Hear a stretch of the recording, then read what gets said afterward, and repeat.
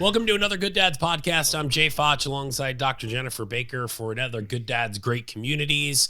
And with us today is Sean Vanderbeck from Ava.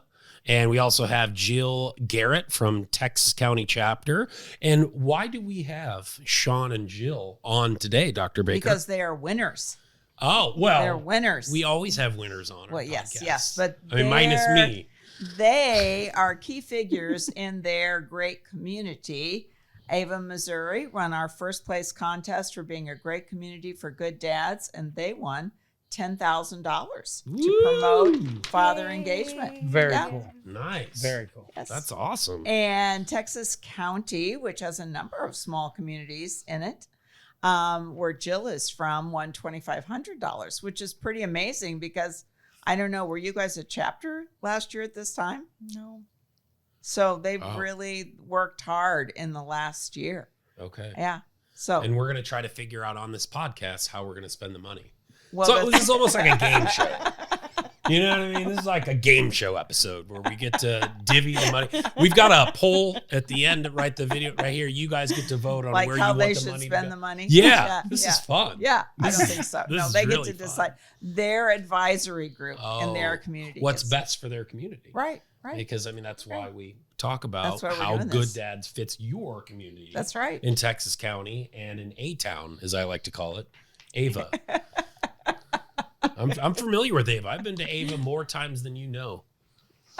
Because my yes, you in-laws have. are down Your there. in-laws are there. Yes. Right. That's where my wife's from. So. Well, I think one of the things that's very unique about both Sean and Jill are they're from small communities, and most of the fatherhood efforts in the United States are in big cities. And so a lot of people don't think about the need for promoting father engagement in smaller communities. And yet there are prize winners because they've done such a great job. So we'll want to talk to them what they did.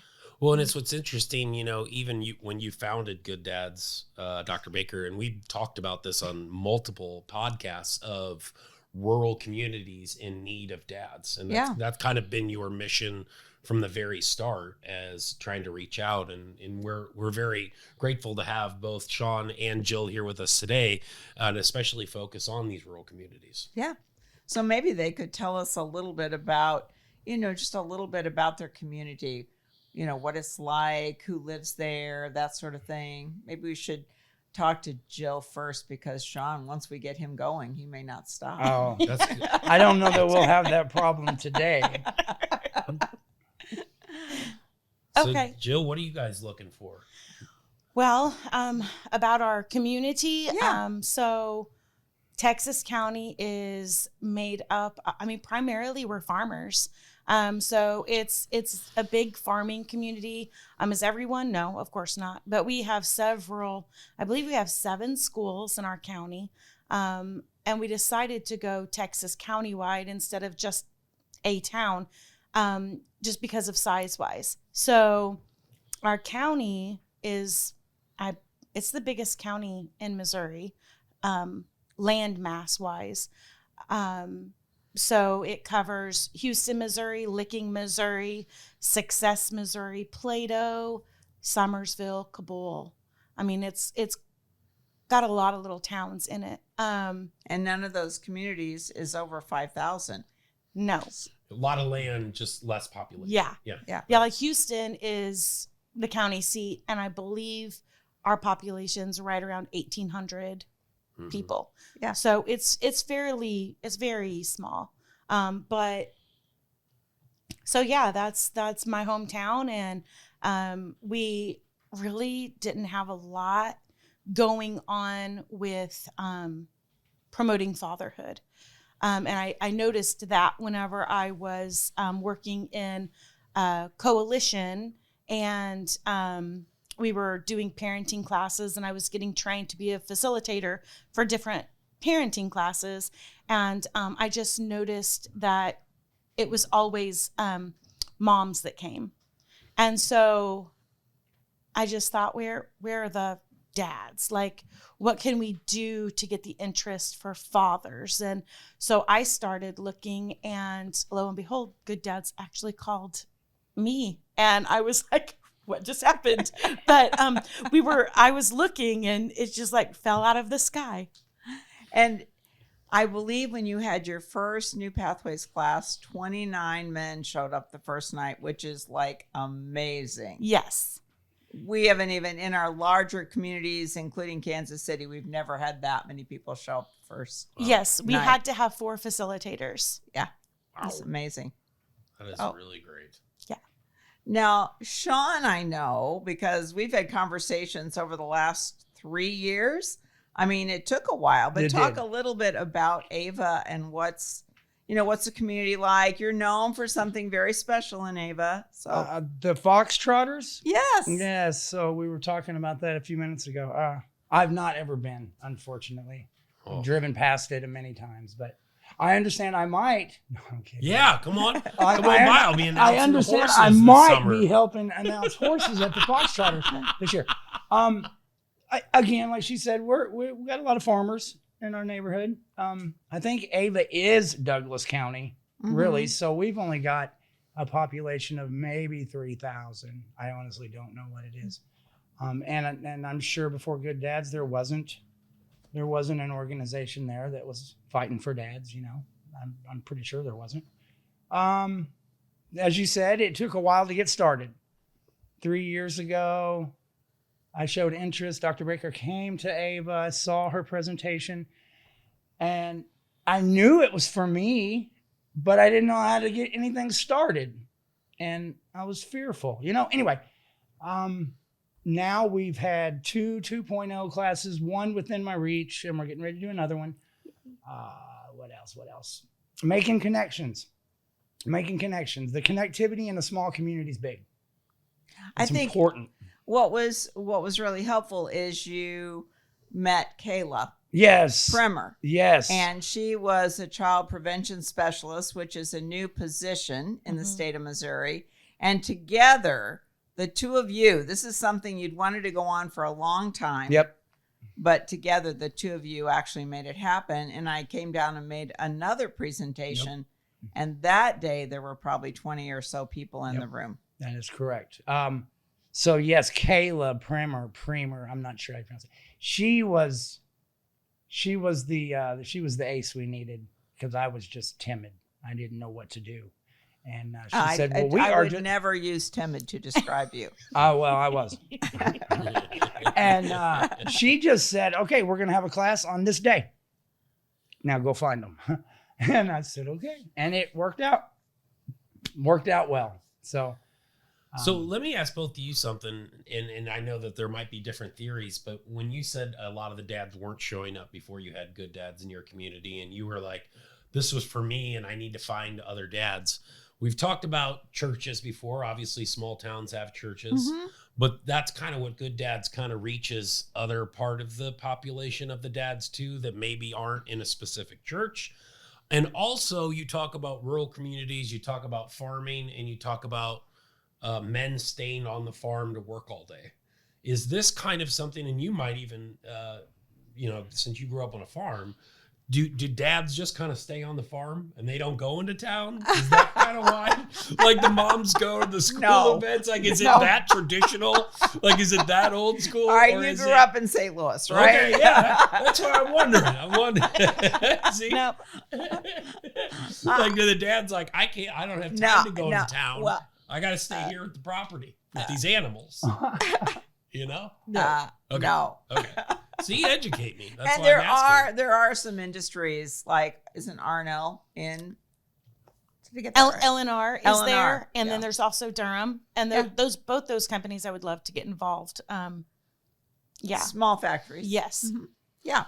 So I think it's just not traditionally, they don't recognize that dads have a very important role in their child's life, and there is no place for them to be involved in that.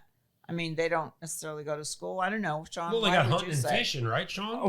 Well, they do. They do if you're a hunter or a fisherman. I'm not a hunter or a fisherman. Yeah, there you go. Okay, that's good. What was the...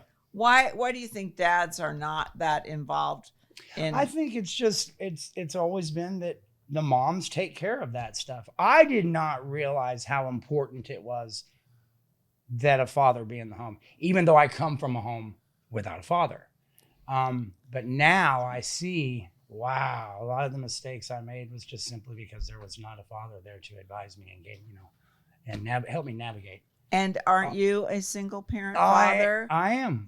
So tell us a little bit about your situation. My situation, I've got a pretty colorful past where I made a lot of selfish mistakes.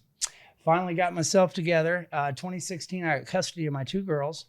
So I've been a single dad now for 9. With teenage daughters, right? Teenage daughters. Yeah. And the church, our church has been the blessing in our lives.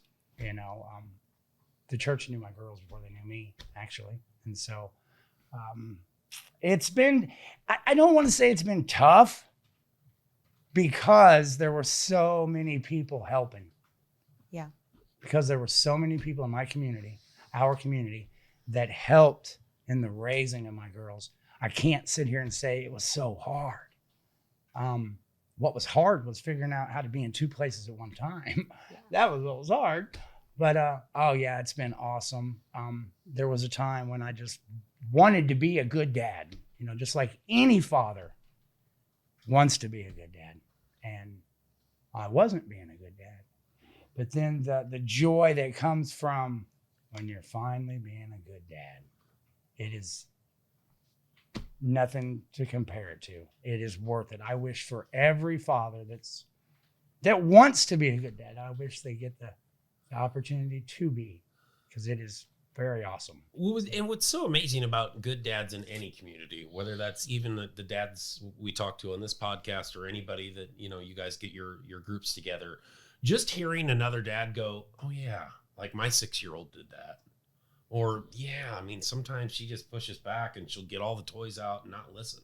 I'm like, okay, well, I thought that was our 6-year-old. I thought she was acting out. And they're like, no. They're just, they're just like crazy, like, little drunk adults. It's like they've been, drinking all day and they don't know what they're doing and they make crazy decisions and they throw up and wet themselves. And, and I'm like, okay. And as weird as that sounds, just to hear another dad, and I think that's kind of what we're talking about. We're trying to simplify this a little bit. Yeah. Just to hear another dad go, yeah, that's kind of what they do, man. Yeah.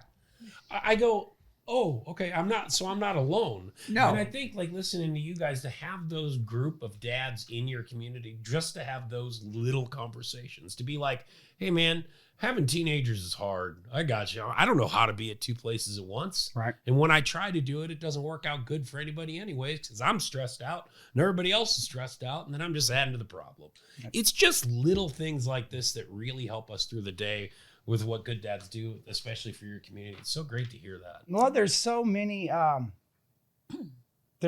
fathers that are going through the same struggles, and they don't necessarily know that because they're not out there mingling. They're not sitting with other fathers. They don't know.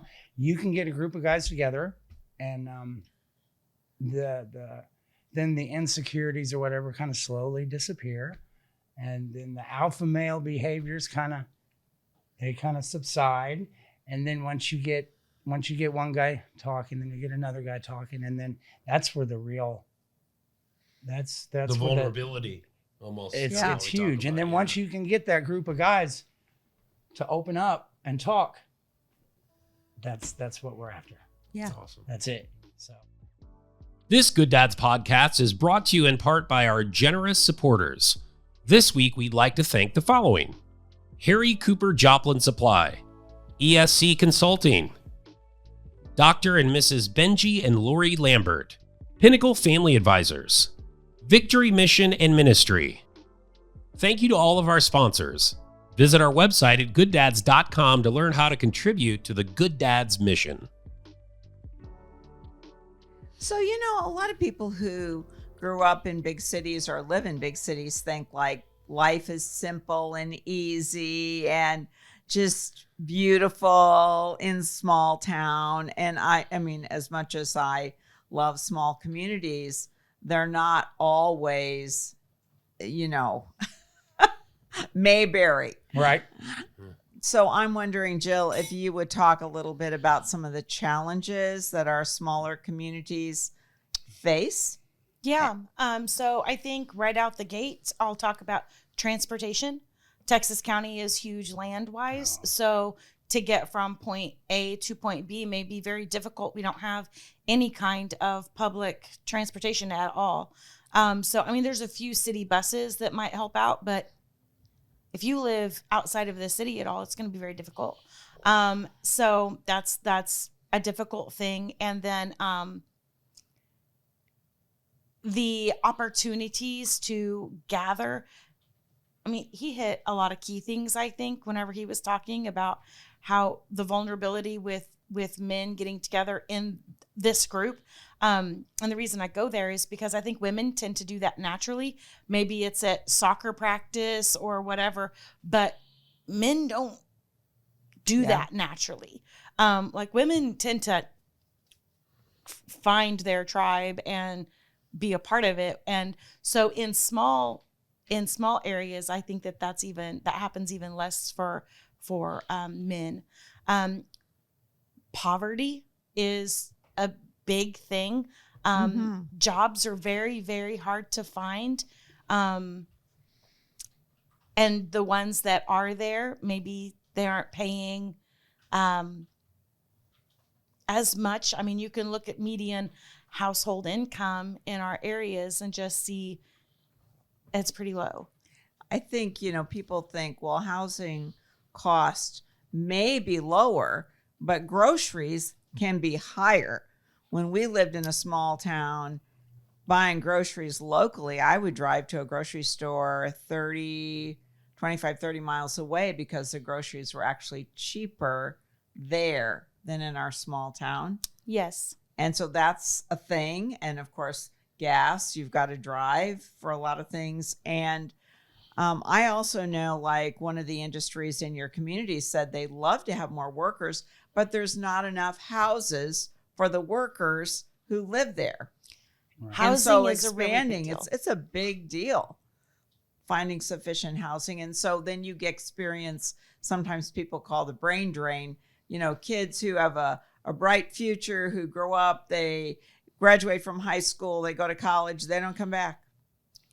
Yes. And that can be a big problem. It's like all of our most talented people are leaving because our small community doesn't have the kind of things opportunities. Yeah. I'm sure that's a and that contributes to poverty, I think. Yes. So all those things. So, a lot of times people just overlook all those challenges. They think, oh, those places don't need fatherhood resources. And then they just, they never provide for that. And yet you do. I mean, Texas County, 29 men showing up. That says something.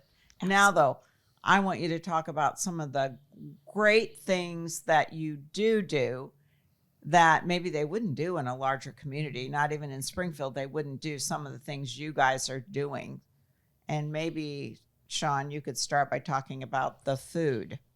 Oh, yeah. Okay, so... Are you a chef? No, sir. Did you bring some? No. So we provide a meal before every lesson. And during the first 2 classes, I was just hustling around on Monday to make it happen. They weren't very creative meals, and I knew that was wrong. It just didn't feel right.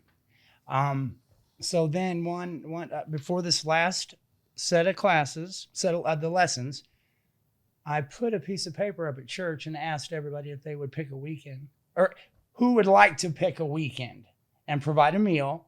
There's 16 available. And by the time church was over, they were all 16 full. And so that was awesome. That got the community behind us. I thought that was a really neat deal. That excited me for some reason. I just did. If you were hungry on the night of their class, what night does your class meet? Monday night. Monday night. You should go there because I heard the food is really good. It's all homemade. We have some ladies from the church that just love to cook. And so they loved to prepare. I mean, think about it though, that right there, making a commitment. Yeah. is I'm involved just because I'm going to have to, I'm providing a meal in 4 weeks from today, let's just say. And that's my week. And then I'm going to want to support other people who are doing the same thing as me. So, I mean, just that togetherness and bond of just doing that little exercise with food, which is a lot of people's love language. Right. It is mine. Yeah. I'm just saying. It's a good way to connect with people. Right.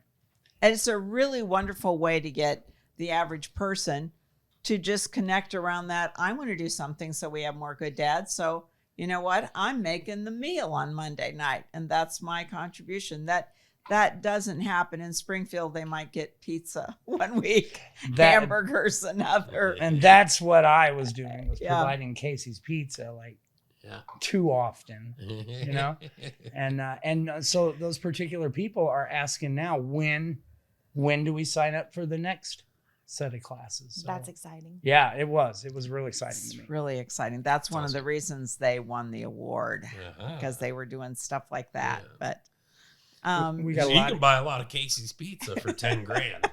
Yes, but I mean, even when you catch those deals, like Friday deals, buy one get one half off or something. The guys get way more excited about homemade chicken and dumplings. Oh, that's true. You do have your picky eater in there, but he's beat.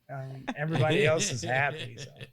So Jill, what would you say is another advantage of a small community? Making connections. And whenever you have people that are in, they don't hesitate to introduce you to their connections. And I think that is maybe a little easier to do in a smaller community. I know when I came out it was in Houston, I think, that I spoke, and there was there's the mayor, but he's also the realtor, and there's so-and-so. And yeah, I don't know if I got those associations correct, but they were more than one thing. Yes. Our mayor is also the leader of Parents as Teachers. Yeah. And so, and she's on our board. So, I mean, it's just, we wear a lot of different hats, and that is one of I think it's good and it's a struggle. I think it hits both categories. Yeah, I'm thinking your all's adventure is much more detailed than ours. If you have 5 or 6 towns equaling one county, that's way different than just one town, which is one county. So, well, she might be a strong contender for next year. So, that's okay. We welcome challenge. We will totally cheer each other on. Okay, that's fine. Yeah. That's good. We welcome challenge. We were going to arm wrestle here or something. I didn't know what kind of competition was going to happen. Sometimes too, in a smaller community, if you're from there, and I have to frame that, if you're from there, there's trust is already established. Yes. They know. In my hometown where I grew up, I was Jack and Lois's daughter. Well, okay, everybody knew Jack and Lois, so then I was in. What I would say had some value to it. And I'm going to guess, Jill, that's probably true for you. And Sean, that's also people know you. Absolutely. And so because they know you, it's easier to get people to work together sometimes. And if they're not, you can always shame them. Right? Isn't that what you do? No. I guess that's what's good about small community. You know them, and you're like, "Oh, I saw that you didn't show up. When you're serious, I saw that and you didn't joking. make it to the meeting." Well, when you're serious and when you're serious and joking, yes, that's called accountability. Serious It's called sarcasm. accountability. There we There's go. greater accountability because they'll know if you're not there. That's right. Yes. Yep. Now I want to talk about something else that Sean did. I mean, people do get creative. He asked when they got their original money, he said, "Can we have a large vinyl sign?" And we said, sure. So we got a big sign made for him. And then he's been dragging that thing around town and putting it up in different places so that people would know that they had a Good Dads in Ava. Now, you can't pay people to do that. Oh, they know. But you can get Oh, they know now. Now we have 3. Each one says something different, but You have 3 signs? 3 banners. Okay. Banners. Okay. One's a 3x6. We just had one made for the annual barbecue where you can remove the date and the time on the bottom. Mm-hmm. And then we have our 3x6 Good Dads. And then we have a 2x4, which will work in different settings. Like Trey used his at the strong schools. Mhm. And then we have the one that you provided us that works in certain settings. But so actually we have 4. That's great. I love it. I think Advertising. it's super Okay. cool. Yeah, there we go. Oh, so looking for opportunities like that, sometimes you'd have to have paid staff, but often in communities like this, you don't have paid staff, but you have people who have a heart for it and are willing to work for it. And that's what makes this sustainable. Yes. You go to the next level because you want it. You Well, believe in that's it. easy for me to do as a contractor. I'm moving all the time. So, and I know a lot of people there now. So they'll let me set it up for a week and move it to that corner of town. And it's too simple to do, to not do it. Yeah. So you kind of mentioned before, you said, oh yeah, I know this is for me. Is that kind of like what you were saying? Like, I want to get involved and I want people to be as involved as me. So you kind of like do it by example. You kind of go above and beyond. I had there was a very positive mentor in my life. Probably met him when I was 25, and we worked together for a lot of years. And he knew I didn't have a father growing up. So point is, he was a very solid, influential, encouraging, empowering person for me. And there are so many guys that need that exact same thing done for them. And it's just easy for me to do that. So that's why I say this was easy for me, or it was meant for me. I'm not going to say it's always easy. So you kind of, you wanted to do for other people Yes. what you did for you. Absolutely. Sure. Absolutely. Yeah. That's great. So So- I think that's what I meant. Yeah. No, absolutely. So, we have 15 chapters in Missouri, and I'm sure there are other communities out there like yours. And I'm wondering if each of you could give words of encouragement to other small communities, why they should get involved. Jill, you want to go first? I think Good Dads is awesome. And I thought that the first conversation, one, because one of the things that they get taught, the fathers get taught, is no one is born a good dad. Like, it's something that you learn, and you can learn it, and it's never too late to learn it. So, Good Dads is going to help your community regardless. Just look at the studies.